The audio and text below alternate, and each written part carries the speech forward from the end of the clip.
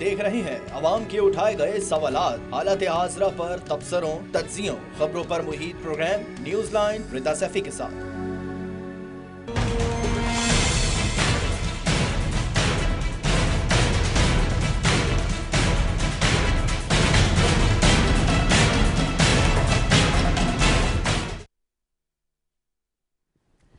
अस्सलाम वालेकुम, मैं हूँ रिदा सैफी। सुप्रीम कोर्ट में सुखबदोश होने वाले चीफ जस्टिस काजी फाइज ईसा के एजाज में अलविदाई फुल कोर्ट रेफरेंस में नामजद चीफ जस्टिस याहिया फरीद समेत सुप्रीम कोर्ट के 12 मौजूद जजेस ने शिरकत की, जबकि हैरान कुन तौर पर सीनियर तरीन जजेस जस्टिस मंसूर अली शाह समेत 5 जजेस Justice Munib Akhtar, Justice Athar Minallah, Justice Ayesha Malik और जस्टिस मलिक शहजाद भी शरीक नहीं हुए। बज़ाहिर तो ये खबर और तकरीब ही है, लेकिन इस रेफरेंस में सीनियर जजेस की अदम शिरकत से दायरे में तकसीम वाज़े होने से कोई अच्छा पैगाम नहीं गया। फुल कोर्ट रेफरेंस में शरीक ना होना मौजूद जज साहिबान का अपना फैसला, लेकिन ये भी हो सकता था कि वो शिरकत करते और इजहार ख्याल करते, लेकिन अब चूंकि वक्त गुजर चुका है, इस वक्त सबसे बड़ा मसला किसी भी किस्म के इख्तिलाफात को दूर करते हुए आगे बढ़ने का है। अगर किसी भी मामले में आला अदलिया में इख्तिलाफात पाए जाते हैं तो उसको आइन और कानून कवायद ज़वाबित में रहते हुए दूर किया जाना चाहिए। अगर ऐसा नहीं होता तो कई सवाल जन्म लेंगे, जिनमें से सबसे बड़ा सवाल यह है कि जजेस के इख्तिलाफ बढ़ गए तो मुल्क में अदल के निज़ाम का क्या होगा? क्या ताकतवर अंसर अपनी तमाम बातें मनवाता रहेगा? दूसरी जानिब सवाल ये भी है कि 26वीं तरमीम के बाद 27वीं तरमीम की बातें क्यों गर्दिश करने लगी हैं? क्या 26वीं आइन में संगीन लूपहोल्स हैं? सिंध के वजीर आला ने इन खबरों को मुस्तरद कर दिया और साथ कहा कि निगरां हुकूमतें भी खत्म होनी चाहिए। इतवार को लाहौर में चेयरमैन पीपल्स पार्टी बिलावल भुट्टो ने वजीर आजम शहबाज शरीफ से उनकी रिहाइश गाह पर खुसूसी मुलाकात की, जिसके दौरान 27वीं आइनी तरमीम लाने पर इत्तेफाक किया गया। क्या इस मुलाकात से भी वजीर आला से ना वाकिफ थे? सवाल यह है। दूसरी जानिब इस तरमीम की मंजूरी के बाद मुस्लिम लीग नून में तो जैसे जान आ गई है। वजीर आला पंजाब मरियम नवाज ज़ेबानी पीटीआई पर खुलकर तनकीद की है। साथ नवाज शरीफ की भी अमरीका रवानगी से कबल सहाफ़ी से गैर रस्मी गुफ्तगू हुई, वहां भी वो कॉन्फिडेंट नजर आए। सवाल है कि क्या मुस्लिम लीग नून जस्टिस मंसूर की तकरीर ना होने के बाद सुकून की चैन की सांस ले रही है? यहाँ पर यह बात भी करना जरूरी है कि हुकूमत की जालिमाना पॉलिसी अपनी जगह जरूर है, मगर अपोजिशन जिसको करोड़ों की तादाद में अवामी सपोर्ट है, वो क्या कर रही है? खासकर पीटीआई तहरीक इंसाफ की क़यादत पर इमरान खान से मुखलिस ना होने के इल्जामात तो पहले ही थे।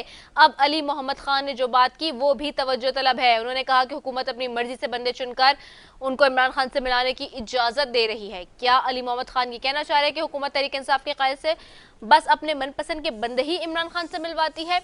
ये बहुत बड़ा सवाल है। इसी सब पर बात करेंगे। मेरे साथ सबसे पहले मौजूद है सेनेटर ताज हैदर हैं पाकिस्तान पीपल्स पार्टी से, मेरे साथ सुहेल सुल्तान है एमएनए है पाकिस्तान तहरीक इंसाफ से, और सूबाई वजीर है मुस्लिम लीग नून से सरदार अब्दुल रहमान खीतरान साहब। आप तीनों मौजूद मेहमानों का शुक्रिया। सेनेटर ताज हैदर साहब आपकी तरफ आऊंगी। सेनेटर ताज हैदर साहब, 26वीं आईनी तरमीम करवा ली गई, 27वीं की इस वक्त खबरें गर्दिश हैं, जेर गर्दिश हैं, जिसमें वज़ीर आज़म शहबाज शरीफ की चेयरमैन पीपल्स पार्टी बिलावल भुट्टो ज़रदारी साहब से मुलाकात हुई है और उसमें ये डिसीजन मेकिंग की गई है, जो कि ज़राए बताते हैं कि जी 27वीं आईनी तरमीम पर भी इत्तेफाक राय किया जा रहा है। 27वीं आईनी तरमीम में क्या बातें हैं जो कि लाई जा सकती हैं, और क्या 26वीं आईनी तरमीम उससे रिलेटेड होगी और कोई लूप होल्स रह गए 26वीं आईनी तरमीम में जिसको दूर करने की ज़रूरत है? तो मुझे नहीं मालूम कि क्या बात। जी सेंटर ताज साहब।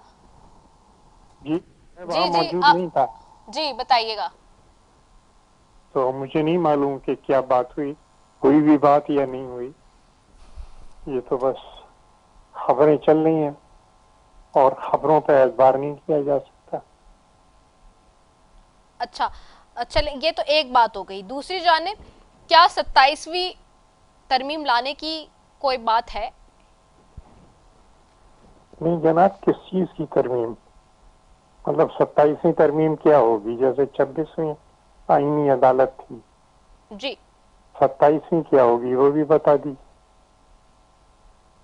वही तो आपसे जानने की कोशिश कर रहे हैं। नहीं आप बता दीजिए, अगर कुछ आपके पास खबर है कि 27वीं किस पे आ रही है। अच्छा और नहीं है तो फिर सब्र करें। अच्छा, यानी कि सब्र करें, आप नहीं बताएंगे लेकिन। नहीं नहीं, मुझे क्या पता, मैं तो वहां थोड़ी था। तो अभी तक कोई पार्टी के अंदर यानी कि इस हवाले से कोई डिस्कशन नहीं हुई 27वीं तरमीम को नहीं लेके? नहीं नहीं तो चेयरमैन ने भी कोई बात नहीं की, सीसी में भी कोई डिस्कशन नहीं आई अभी तक यानी कि? नहीं नहीं, अब पीपल्स पार्टी छुप के काम नहीं करती, खुफिया कोई काम अगर लानी होगी तो हम ऐलान करेंगे और ये भी बताएंगे कि किस चीज पे लाएं। अच्छा, ठीक हो गया। अच्छा, दूसरी जानिब ये आज हम अब ये भी देख रहे हैं, एक तरफ तो ये मामला है ही, दूसरी तरफ अब ये भी देखा जा रहा है कि जुडिशल कमीशन की बात हो रही है। तो पीपल्स पार्टी क्या समझती है कि किसके नाम दिए जा सकते हैं? जुडिशल कमीशन तो जो उसमें तो वो जो पार्लिमानी कमेटी है जी। उसके लोग हैं, चीफ जस्टिस हैं और लोग हैं, तो वो अपने फैसला करेंगे कि कौन कौन लोग आए उसमें आईनी बेंच के अंदर। अच्छा, जो 27 अमेंडमेंट की अभी जो बात हम कर रहे थे सेंटर ताजहैदर साहब, क्योंकि आपसे बात करना भी इस हवाले से ज़रूरी भी है, उसमें जो हमें जो ज़राए बताते हैं उसमें ये कि आर्टिकल 191 ए के मुताबिक आईनी बेंचों में नामजदगी और तयन जो जुडिशल कमीशन को करना है उसमें आईनी बेंचों के सबसे सीनियर जज या जजों को शामिल करना ज़रूरी है, जो अभी बनना बाकी है। या ये भी बात आ रही है कि एक संगीन खामी की जो निशानदेही की जा रही है कि जो नया जुडिशल कमीशन बनाया जा सकता है और ना ही कोई आईनी बेंच मुकर्रर किया जा सकता है जब तक पार्लियामेंट 27वीं आईनी तरमीम के जरिए इस शक में तरमीम ना करे, जो आर्टिकल 191 ए की बात कर रहे हैं। नहीं, तमाम मेरे ख्याल से ये नहीं है, 26वीं तरमीम में ये सब शामिल। तो ये सारी चीजें 26वीं में क्लियर हो गई है जो इस वक्त? बिल्कुल, कमीशन भी, सुप्रीम जुडिशल काउंसिल भी, हर चीज कि किस तरीके से होगा। अच्छा, तो इस पे ये जो सारे इस वक्त एडवोकेट्स हैं या जो सीनियर जो है लॉयर्स हैं, वो ये सारी बातें कर रहे हैं, या जो फॉर्मर अटॉर्नी जनरल है या एडवोकेट जनरल है वो इस पे ये अपनी आरा दे रहे हैं, जिसके तनाजुर में ये सारी बातें हो रही हैं? जी नहीं, लेकिन देखिए, कोई चीज हो, कोई हकीकत हो, उसके ऊपर कमेंट किया जाता है। अब हमें यही नहीं पता कि 27वीं है क्या, अगर है तो खुद एक चीज इजाद करके उसके ऊपर हम अपने तासुरात देने लगे, ये तो मुनासिब नहीं है ना। ठीक हो गया। मैं सोहेल सुल्तान साहब आपकी तरफ भी आऊंगी। सोहेल सुल्तान साहब, पीटीआई कैसे देखती है इस सारे मामले को कि जहां पर एक तो 26वीं तरमीम लाई भी गई, उसके बाद हमने देखा कि एक तरफ अली अमीन गंडापुर साहब कहते थे जो वजीर आला हैं कि पीटीआई के सख्त सरगर्म नज़र आते हैं सबसे आगे आगे लीडरशिप में, कि अगर सीनियर तरीन जज को जो है वो चीफ जस्टिस नहीं बनाया गया तो हम प्रोटेस्ट करेंगे, लॉन्ग मार्च लाएंगे। अगले दिन वो कल जो है वो चीफ जस्टिस के जो ओथ टेकिंग सेरेमनी थी उसमें फर्स्ट सीट पे बैठे हुए थे आगे सारे। तो ये तो एक तरफ पीटीआई कुछ कहती है, दूसरी तरफ कुछ कर रही होती है। इसी तरह से उस दिन मैं पार्लियामेंट के अंदर थी जिस दिन ये सारी एक्टिविटी चल रही थी इस तरमीम को लाने के लिए, जो खुसूसी कमेटी अंदर बैठी थी जिसमें आमिर डोगर साहब वगैरह ये सारे लोग थे। तो जब खुशीशा साहब बाहर आए तो मैंने उनसे खुद पूछा कि बिल्कुल फेस टू फेस के आखिरकार अंदर क्या तय पाया है, तो उन्होंने कहा कि पीटीआई अंदर तो जो है वो रजामंद हो जाती है, बाहर आके इख्तिलाफ करती है। तो ये क्या वजूहत हैं कि आप लोग वहाँ ओके ओके करते हैं फिर बाहर आके मीडिया के सामने नो नो करते हैं? तो ये क्या है, वाकई ऐसा है क्या, क्या माजरा क्या है? असल में अली अमीन गंडापुर साहब का जो स्टेटमेंट था वो 26वीं आईनी तरमीम से पहले का स्टेटमेंट था, जिसके मुताबिक कानून की रिक्वायरमेंट थी कि द मोस्ट सीनियर जज जो है वो chief justice of supreme court होगा। तो ये उसका तरमीम से पहले वाला स्टेटमेंट था। जब तरमीम हो गई, कानून तब्दील हो गया, तो उसके बाद यहया अफरीदी साहब चीफ जस्टिस बन गए। तो एज अ चीफ मिनिस्टर, वो सूबे का चीफ मिनिस्टर है, he was invited and he attended the programme. सारी चीफ मिनिस्टर को इनवाइट किया जाता है ओथ टेकिंग सेरेमनी में, जो सदारती वहां पे होती है सदारती महल में। तो सारों को इनवाइट किया जाता है। एज अ चीफ मिनिस्टर वो वहां पे गए हैं और ठीक काम किया है, एज अ गुड जेस्चर उसको वहां पे जाना भी चाहिए, तो और उसको एंडोर्स भी करते हैं। दूसरी तरफ ये 27 कॉन्स्टिट्यूशनल अमेंडमेंट की बात जो आपने की, तो मेरा इस पे ये मौक़िफ़ है कि पीपल्स पार्टी को, मुस्लिम लीग नून को और दूसरी पार्टी को जिस तरह 26वीं आईनी तरमीम का पता नहीं था, इसी तरह उनको 27वीं आईनी तरमीम का भी पता नहीं होगा। ये तरमीम लाई जाएगी, उनको पता भी नहीं हुआ, इनके साथ ड्राफ्ट भी नहीं होगी, इनके साथ कापी भी नहीं होगी। और आपको याद होगा जब उनसे पूछा गया आज़म नज़ीर ताड़ा साहब से कि उस रात जब ये तरमीम लाई जा रही थी तो उसने कहा कि हाँ मुझे कापी मिल गई है, तो उनके साथ कापी भी नहीं थी, उनके साथ ड्राफ्ट भी नहीं था, उन्होंने बनाया भी नहीं था। तो ये इसी तरह की तरमीम अगर बंदूक के जोर पे, धमकियों पे, दोस्त धमकियों के जरिए ऐसी कोई तरमीम जब वो लाते हैं तो इसकी क्या वक़्त रहेगी कानून में, इस क्या इंटरनेशनली इस पे क्या मैसेज जाएगा। तो मेरा ये ख्याल है कि जो भी तरमीम ये लाते इस पर ओपनली वहाँ पे डिबेट होनी चाहिए, उसको डिस्कस किया जाना चाहिए। और जिस तरह हम बार बार कहते हैं कि 18 कॉन्स्टिट्यूशनल अमेंडमेंट जो है वो लैंडमार्क अचीवमेंट थी, वो क्यों लैंडमार्क अचीवमेंट थी?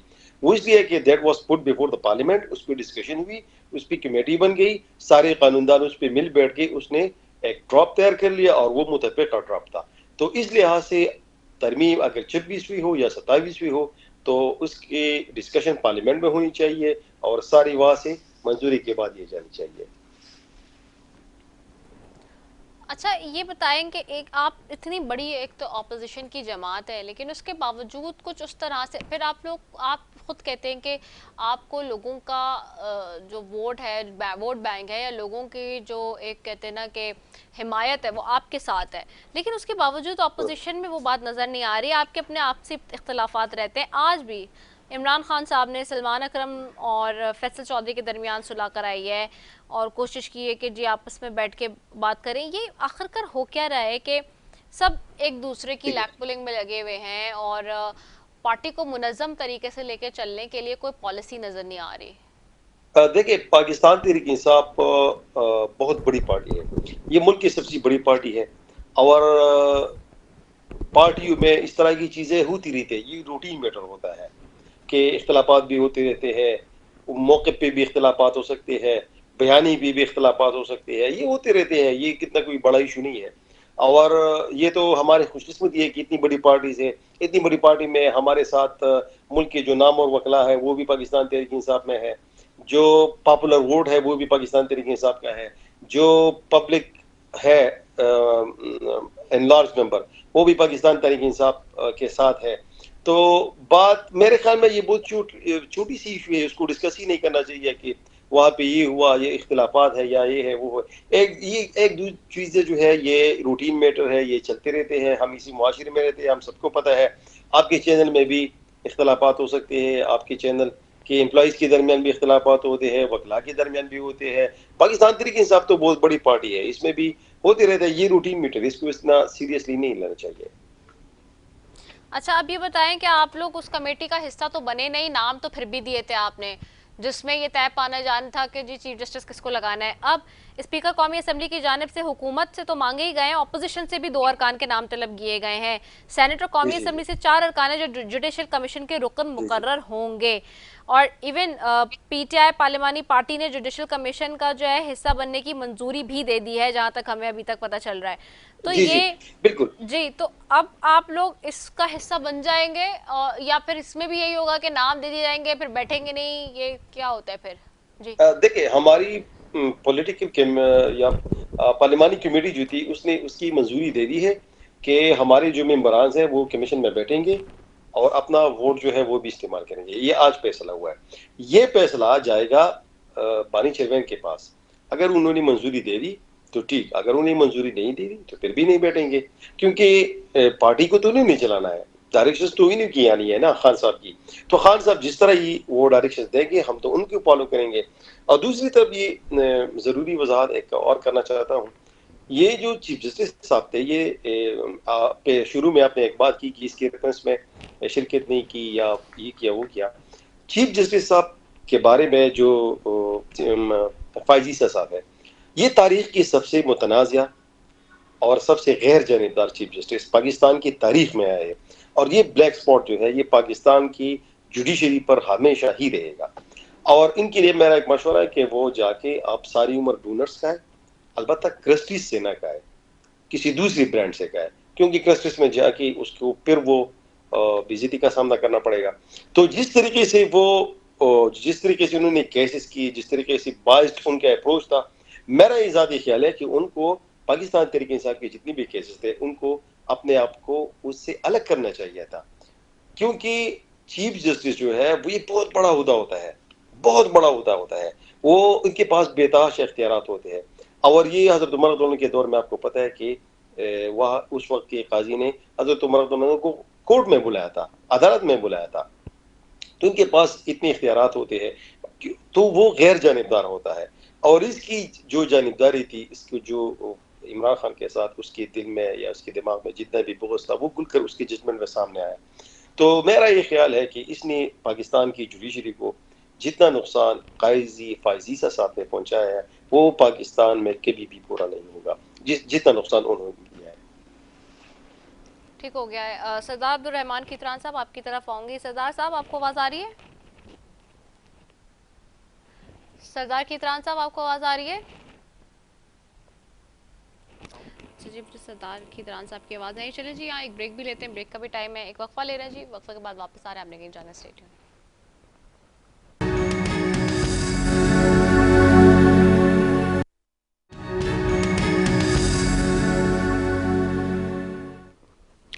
वेलकम बैक जी। और सरदार अब्दुल खितरान साहब की तरफ जाऊंगी। सरदार साहब, सबसे पहली बात तो ये कि 27वीं तरमीम के हवाले से बात होने शुरू हो गई है और 27 अमेंडमेंट की बात जहां हो रही है वहां मुख्तलिफ आरा सामने आ रही है। वज़ीर आज़म शहबाज शरीफ की चेयरमैन बिलावल ज़रदारी साहब से मुलाकात भी हुई है और उसके बाद ये खबरें ज़्यादा सरगर्म नज़र आ रही हैं। आखिरकार क्या होने जा रहा है 27 अमेंडमेंट की जो बात हो रही है उसमें? शुक्रिया रिदा, मेरी आवाज मेरा ख्याल आ रही है? जी जी बिल्कुल आ रही है, लाउड एंड क्लियर आ रही है। ऐसा है कि देखिए यहाँ पे ये जो है ना, ये सियासत, ये मुल्क हमेशा अफवाहों की जद में होता है। ये हो गया, वो नहीं हुआ, वो हो गया। देखें 26वीं तरमीम आईनी तरमीम हो गई, उस पर अमल दरामद भी हो गया, आपके सामने उसके रिजल्ट भी आ गए। चीफ जस्टिस ऑफ पाकिस्तान का जो नामजदगी थी वो हो गई, उन्होंने हल्फ उठा लिया। अल्हम्दुलिल्लाह आज उन्होंने अपना काम भी शुरू कर दिया और तेजी से काम शुरू कर दिया। अब बात ये चल रही है कि जी 27वीं, अब 27वीं तरमीम आएगी तो फिर एक अफवाह उठेगी कि 28वीं। अब देखिए, एक दो चीजें हैं जिनमें बहैसियत मुसलमान, बहैसियत शरीयत मोहम्मदी का पाबंद, मैं दो चीजों की बात करता हूँ कि हमारे मोहम्मद मुस्तफ़ा सल्लल्लाहु अलैहि वसल्लम आखिरी नबी है, उसके बाद कोई नबी नहीं आएगा। और कुरान शरीफ ये लौह महफूज में महफूज है, इसमें कोई रद्द बदल नहीं होगा। बाकी दुनिया के हर कानून में, हर आइन में तब्दीलियां भी होंगी, वक्त के साथ साथ उसमें नई शिकें भी डाली जाएंगी, कुछ शिकें निकाली जाएंगी, कुछ आर्टिकल डाले जाएंगे, जो वक्त का तकाजा है, जो हालात है, मौके हैं। पूरी दुनिया की मैं बात कर रहा हूँ, एक पाकिस्तान की बात नहीं कर रहा हूँ। तो मैं हैरान हूँ कि 27वीं आईनी तरमीम में कौन सी ऐसी आफत आएगी, नऊज़ बिल्लाह, अल्लाह रहम करे इस पाकिस्तान पे, अल्लाह ताला इसको हमेशा कायम दायम रखे, सब्ज़ लाली परचम लहराता रहे, कि नवाज शरीफ गया है, मियाँ शहबाज शरीफ गया है, सदर से मुलाकात की है जी, 27वीं आईनी तरमीम आ रही है, सबको एतमाद में ले लिया है, मौलाना फजल रहमान साहब को ऑन बोर्ड ले लिया है। और ये हवाई बातें हैं, ये हवाई केले हैं। मैं बैठ के कहूँ कि जी मैं खला में 50,000 किलो वो फुट की बुलंदी पर गया, वहां मुझे 2 हूरें मिली और 4 जो है ना जिन मिले और फरिश्ते मिले, ये सारी चीजें हवाई बातें हैं। 27वीं तरमीम जरूर आएगी, 28वीं जरूर आएगी, 29वीं जरूर आएगी, 30वीं जरूर आएगी। हालात और वाकयात ये मैं नहीं कहता कि इस दौर में आएगी या इस 5 साल 4 साल में आएगी, बल्कि मुमकिन है कि 4-5 तरमीमें इसमें आ जाएं। हालात वाकयात तो मजीद इस आइन को निखारने के लिए, इसको एक खूबसूरत शक्ल दिखाने के लिए बहुत सारी चीजें हैं जो अभी भी हल तलब है, जो जिनमें एम्बिगुइटी है, जिनमें आप कुरान शरीफ के तर्जमे और तफसीर में आप देखें कितना फर्क आ जाता है। तो मैं अर्ज करूं कि ये चीजों को आप मेहरबानी करके इनको डिस्करेज करें, आएगी, 27वीं तरमीम भी आएगी। ताज हैदर साहब ने कहा जी अब हमारे बहुत मंझे हुए सियासतदान, पुराने पॉलिटिशियन और मतलब गरम ठंडी आवाम के थप्पड़ खा के, थपेड़े खा के ये इस स्टेज पे पहुंचे। तो वो जैसे वो फरमा रहे थे कि कुछ दुखाल तो बताएं कि क्या है, उस पे हम तबसरा करें।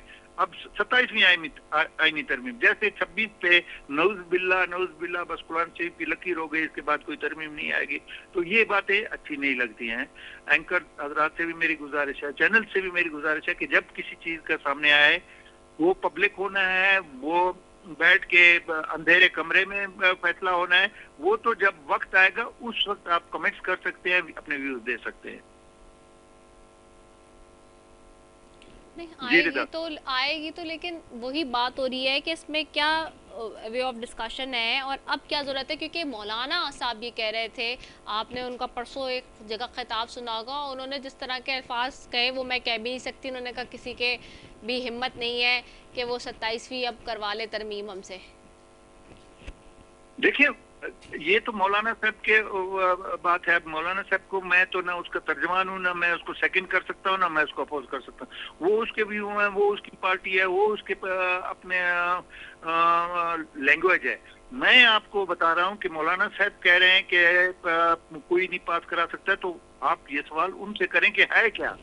आप मैं हल्फन आपको कहता हूं कि हमें उसका एक का दुखाल का भी पता नहीं है, तो मैं उस पर क्या कमेंट कर सकता हूं। लेकिन ये मैं आपको गारंटी के साथ कहता हूं कि ये 73 के आइन में जो 26 तरामीम आई हैं, इसके बाद ये बंद नहीं हो गया, बल्कि खुली किताब है। इसमें पाकिस्तान के लिए, पाकिस्तान के अवाम की भलाई के लिए, इस मुल्क की बका के लिए मेरा ख्याल है पता नहीं कितनी तरमीमें होंगी वक्त और हालात के मुताबिक। जी रिदा, ठीक है। अच्छा ये भी बताएं सरदार कितरान साहब, आज भी मरीम नवाज साहिबा एक जगह खिताब कर रही थी और वो फिर बात कर रही थी, टॉन्ट कर रही थी अपोजिशन को।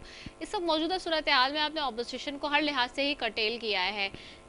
9 मई का एक वाक़े को बना के बेस आप लोगों ने जितना कटेल करना था, चाहे पार्लियामेंट में हो, चाहे सड़कों पे हो या कहीं पे भी, वो अपोजिशन को आप करते ही रहे हैं। लेकिन आज भी हम ये देखते हैं कि जैसे किसान कार्ड के प्रोग्राम में वो जब बात कर रही थी, उन्होंने कहा तहरीक इंतशार, उन्होंने फिर इस तरीके के अल्फाज इस्तेमाल किए। उन्होंने कहा जी मईशत के बेहतर हो रही है, तरक्की कर रही है, महंगाई नहीं। ये आप लोग बिलाशुबा हर जगह खड़े होकर आपके सारे तमाम लीडर बात तो कर रहे होते हैं कि जी महंगाई कम हो रही है, लेकिन महंगाई कहाँ कम हो रही है? मतलब जब प्रैक्टिकल वे में आप जाते हैं, बिजली के बिल वही ज़्यादा आ रहे हैं, गैस मौजूद नहीं है, अभी मजीद उसके अंदर जो है वो सरप्लस चार्जेस लगाए जा रहे हैं गीज़र के। पता नहीं कल से तो फिर आइंदा आने वाले दिनों में लगता है कि बिजली के उसमें भी आप ये लगा के भेजेंगे कि जी फ्रिज के रेट अलग से लेंगे, टीवी के अलग से चल ही रहे हैं, उसमें पंखे के अलग से लेंगे। मेरे ख्याल से जिस तरह से हो रही हैं चीज़ें, तो लोगों को रिलीफ कहाँ मिल रहा है? और फिर हैविंग सेड दैट, ये तो बात सिर्फ सुन रहे हैं हम। वज़ीर ख़जाना से उस दिन मुलाकात भी हुई इस्लामाबाद में, वो ये कहते रहे कि जी बोझ कम करेंगे, सैलरी क्लास पे बोझ बहुत ज़्यादा है, लेकिन अभी तक कुछ हुआ नहीं। जो चीज़ बढ़ जाती है वो रिवर्ट बैक तो होती नहीं है। सैलरी क्लास ही पैसे दे रही है। जो टैक्स लगाने की बात थी एग्रीकल्चरिस्ट पे, लैंडलॉर्ड्स पे, इंडस्ट्रियलिस्ट पे, वो तो प्रैक्टिकली अभी तक भी इम्प्लीमेंट नहीं हो सका है। रिदा देखें, मैं आपको एक गुजारिश करूं, आप वजह फरमाती हैं। देखें एक चीज जो हकीकत है मैं वो बयान करता हूँ, चाहे किसी को अच्छी लगे या बुरी लगे।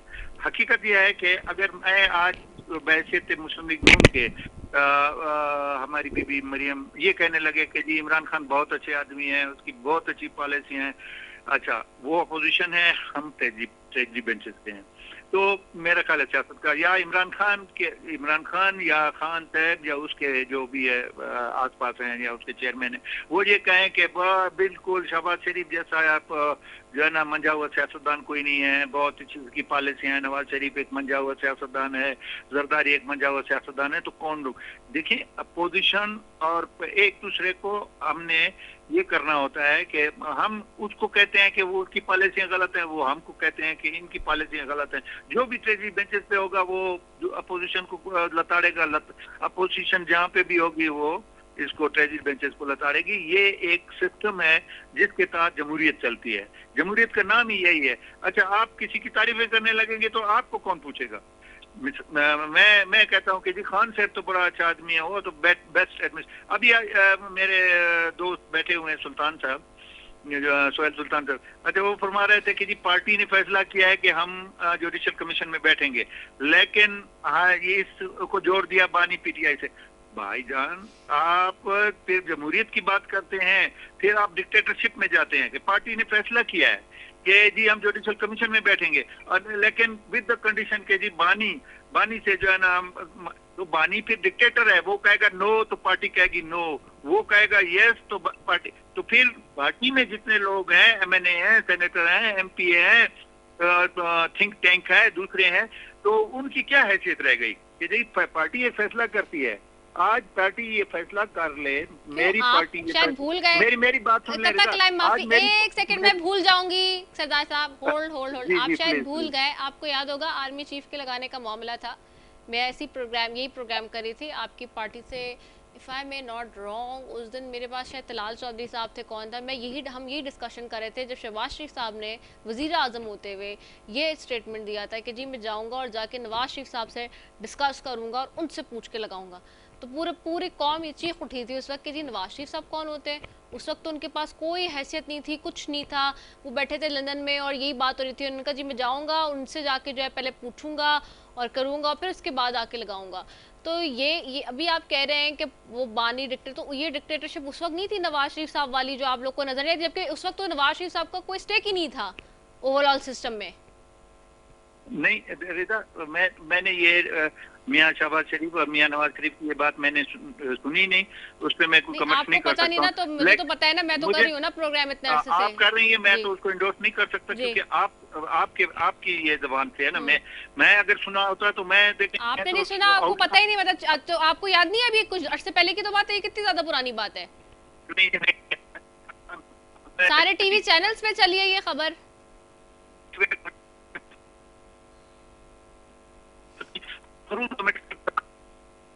अगर कि वो इतना बड़ा डिसीजन लेने जा रहे थे तो शहबाज शरीफ साहब गए नवाज शरीफ साहब के पास, जबकि उनका सिस्टम में कोई स्टेक नहीं था।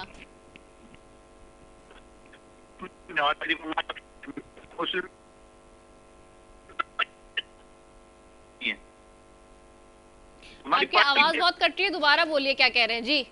मैंने कहा कि कैसे